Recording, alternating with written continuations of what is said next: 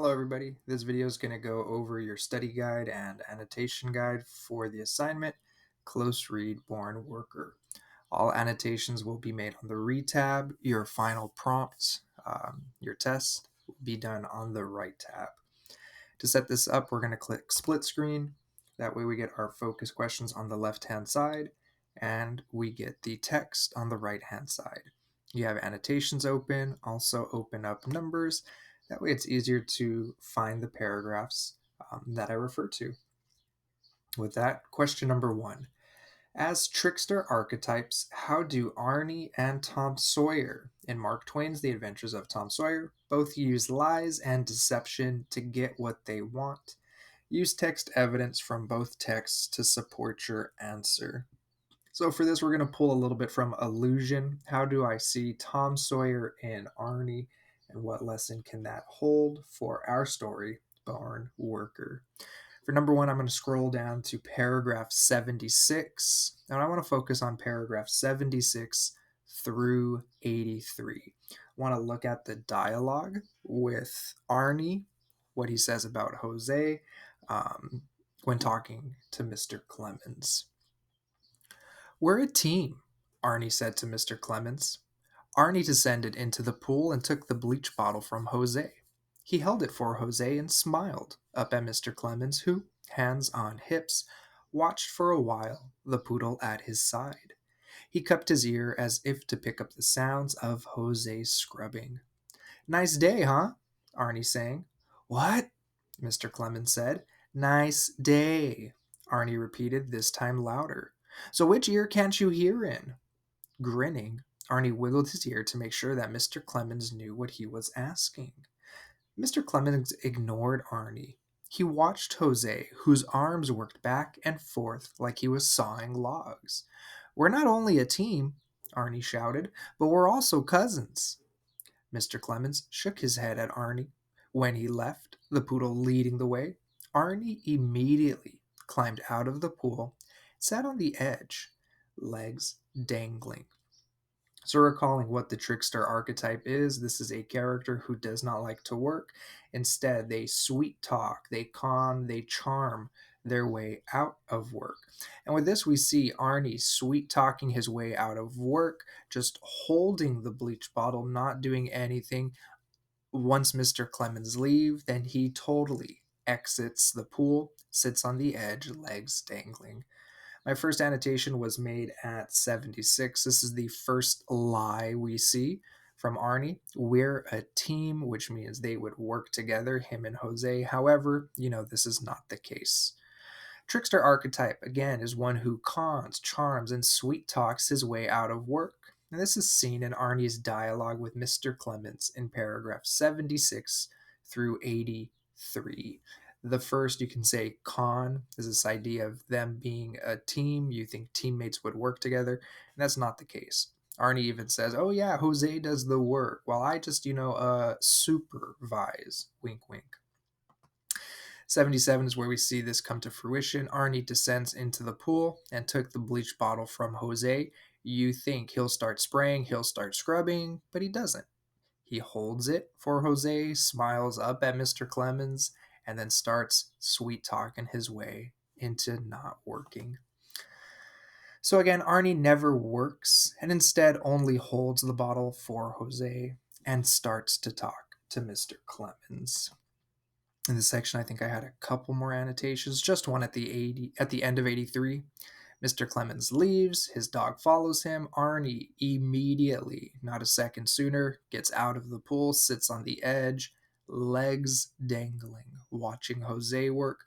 This is very reminiscent to Tom Sawyer. Tom Sawyer hands the paintbrush to Ben Rogers, sits on the edge of a barrel, legs dangling. So to wrap up this one, once Mr. Clemens leaves, Arnie gets out of the pool and stops working. This scene reminds the reader how Tom sat, legs dangling, and watched Ben Rogers work. So again, pulling back to that illusion of Tom Sawyer being that classic trickster character, sets us up for comparing and contrasting. In Born Worker, Arnie, the trickster character, is unsuccessful. By the end of the story, he fails. brings up again comparing and contrasting. What is our author, Gary Soto, saying about tricksters and cons? Let's check out focus question number 2. Jose doesn't like his cousin because he feels Arnie is lazy and worse, spoiled by the trappings of being middle class. We hear that at the beginning of the story. What details does the author include in the story that reveal how Arnie feels about Jose? Okay, so this is interesting. So, because we have a third person limited omniscient point of view, we can only go into Jose's head. We can't go into Arnie's. So, looking through what Arnie does, what Arnie says, what could I assume about Arnie's feelings to Jose? Again, based on his actions or what he literally says.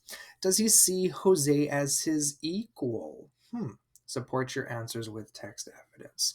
With this, I want to pull back up to 74 and then really focus on their conversation, paragraphs 95 through 100. So, again, what does Jose feel? I'm sorry, what does Arnie feel about Jose based on what he says and his actions? Picking up at 74, oh yeah, Arnie chimed, speaking for his cousin. Jose was born to work.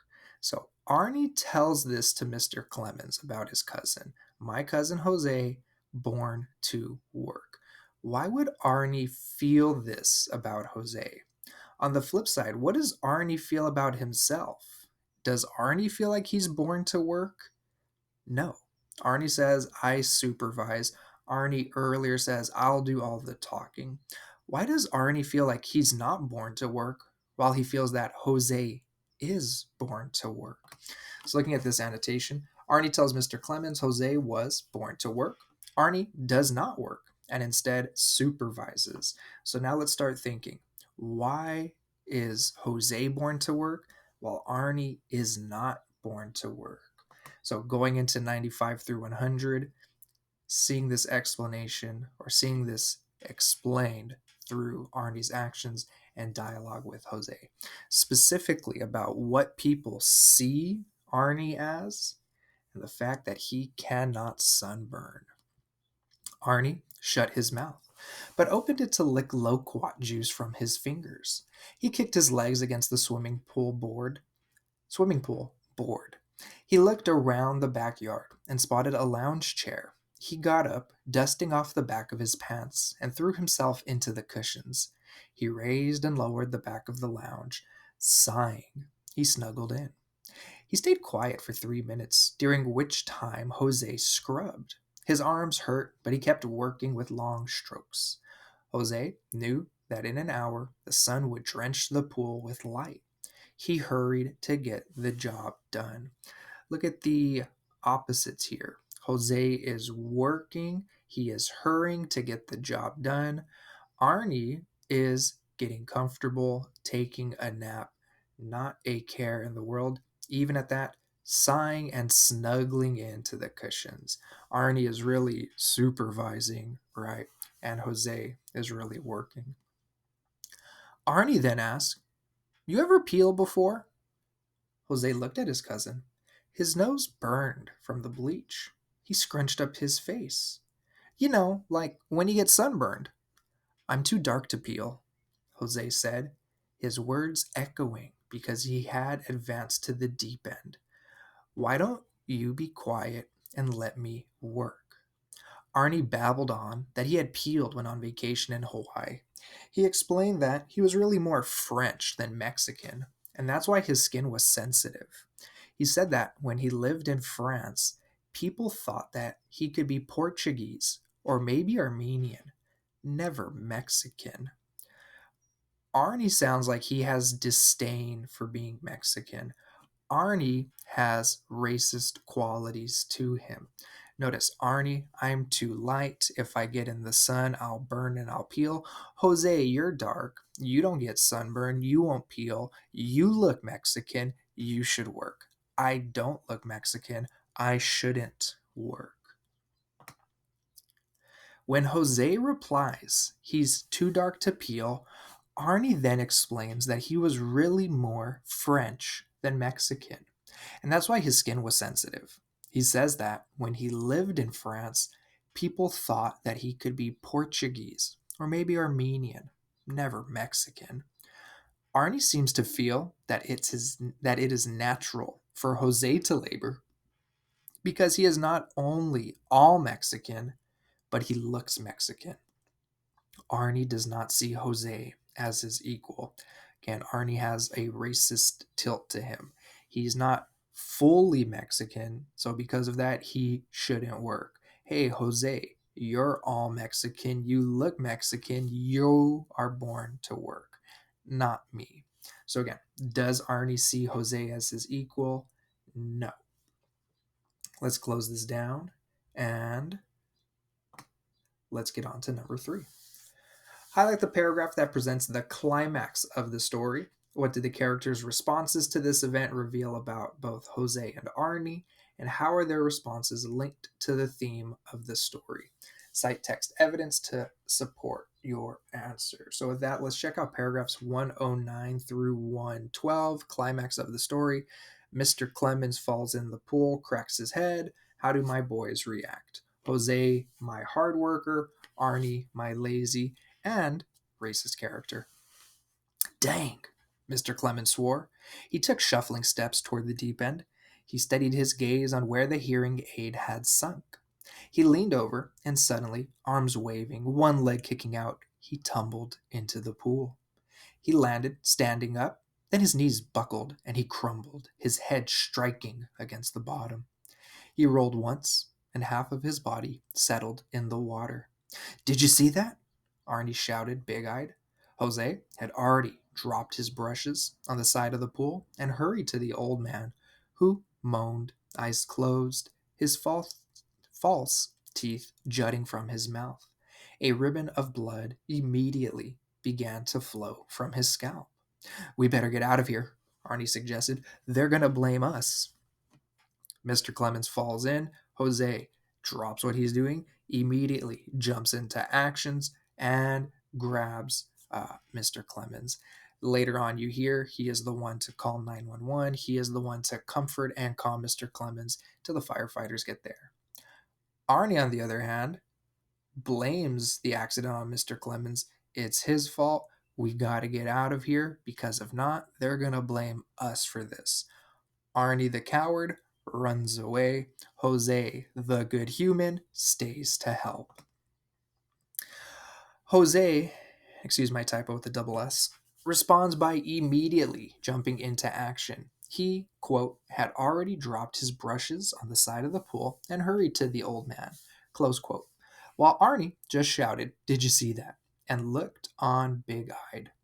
In addition, Arnie wants to abandon Mr. Clemens out of fear that they will get in trouble. This is definitely unreasonable. Arnie even goes so far as to blame Mr. Clemens for his own injury. In contrast, Jose calms Mr. Clemens, tells him he'll be all right. In this moment of crisis, Arnie is useless, cowardly, and dishonest. Jose is proactive and kind. The contrast between them illustrates the theme. Hard work and integrity, Jose, make you not only a good worker, but also a good person. Think in the flip too. Arnie does not have these qualities. He is not a good worker. Arnie is also not a good person. So illuminating the theme for us there. Lastly, closing this down, 3 plays into 4. Now we're going to look at Jose's family. We're going to look at the symbol of the telephone pole and how this adds into our theme. For this one, number 4, our very last one, we're going to look at paragraphs 2 through 4, where we first hear about the telephone pole. We'll look at paragraph 10, when we hear Arnie's family has never climbed a telephone pole. And then look at paragraph 130. What does Jose learn about himself at the end of the story? What does he see while climbing, you guessed it, a telephone pole? So number 4, Jose's father works for the telephone company, and throughout the story, Gary Soto refers to telephone poles.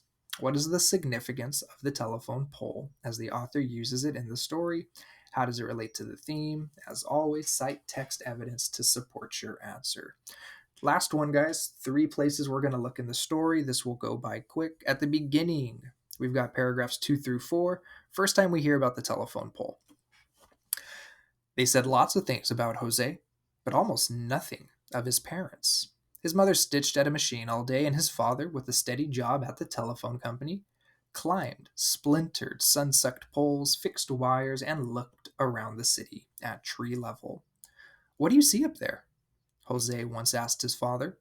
"Work," he answered. "I see years of work, mijo." If we read the entirety of paragraphs 1 through 7, again, this line stands out.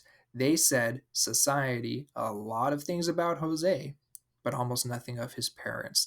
The only details we ever get of his parents are their occupations. That's it.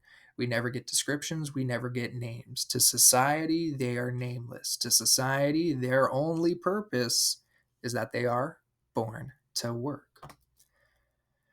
The telephone pole ties the story together and becomes a symbol of the future. In the beginning, the pole represents a bleak future for Jose. His father works for the telephone company and he routinely climbs poles as part of his job.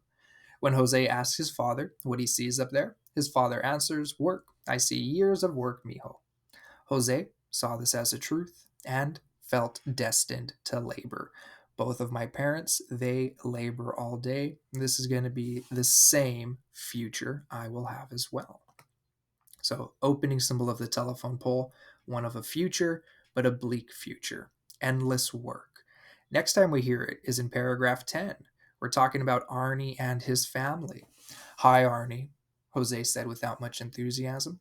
He didn't like his cousin. He thought he was lazy and worse, spoiled by the trappings of being middle class. His parents had good jobs in offices and showered him with clothes, shoes, CDs, vacations, almost anything he wanted. Arnie's family had never climbed a telephone pole to size up the future. So we hear why Arnie is what he is. His parents are middle class, his parents are white collar. There's nothing wrong with either of those two things.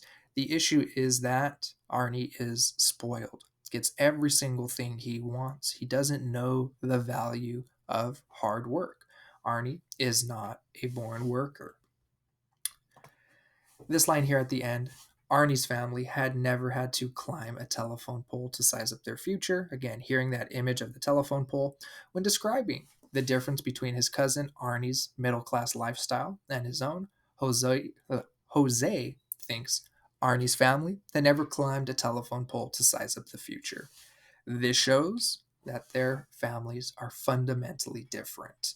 And again, looking at families, the values your parents instill in you. We see the values that were instilled in Jose versus the lack of values instilled in Arnie.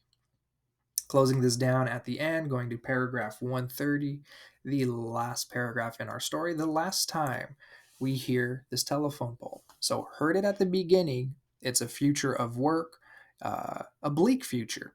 Now, how do we hear it at the end? After saving Mr. Clemens's life, he walked away and realized that there were people like his cousin, the liar, and people like himself, someone he was getting to know. That sentence already knows there's two people in life. There's people like Arnie, who I am not like, and there's people like me. I don't really know who I am yet, but I'm getting an idea. He walked away, and in the mid morning, he boosted himself up a telephone pole. So he climbs up. What does he see? He climbed up and saw for himself what his father saw: miles and miles of trees and houses, and a future lost in the layers of yellowish haze. Notice, what does he see? Not necessarily work, but he sees trees and houses. What else? A future lost. Well, before, when he climbed up, he saw a future of work. Maybe life isn't just work. Maybe there's something more to it. Maybe Jose isn't trapped in that bleak future he saw for himself. At the end of the story, Jose suddenly sees the pole as representing endless possibilities for his own future. Again, he's getting to know who he is, and because he's learning about himself, he realized, man, you know what? What I think my future was going to be might not necessarily be the truth. Jose climbed up and saw for himself what his father saw.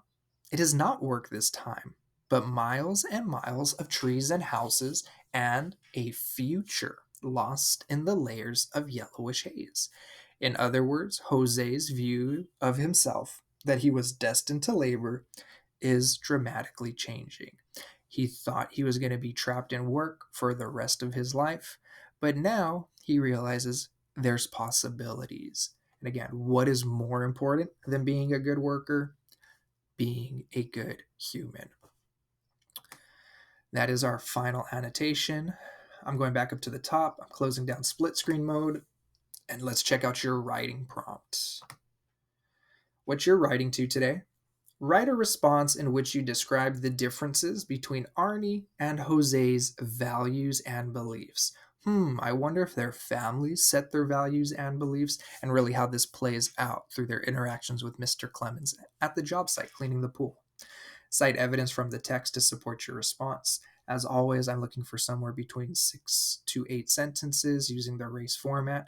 Compare and contrast Jose and Arnie. How do each character, how do their differences shape the theme, the lesson of the story? Just little tips for success. You can click the rubric to see how I'm grading you. Make sure you click split screen. That way, your annotations show up on the left-hand side. You compile them. What did you say plus text evidence in your own words? Did they all show up? Yeah, they did. So make sure you compile them into one nice final response. When complete, press submit. If you have any questions and we're meeting lifetime, please ask. And if we're not meeting in lifetime, send me an email. As always, guys, good luck.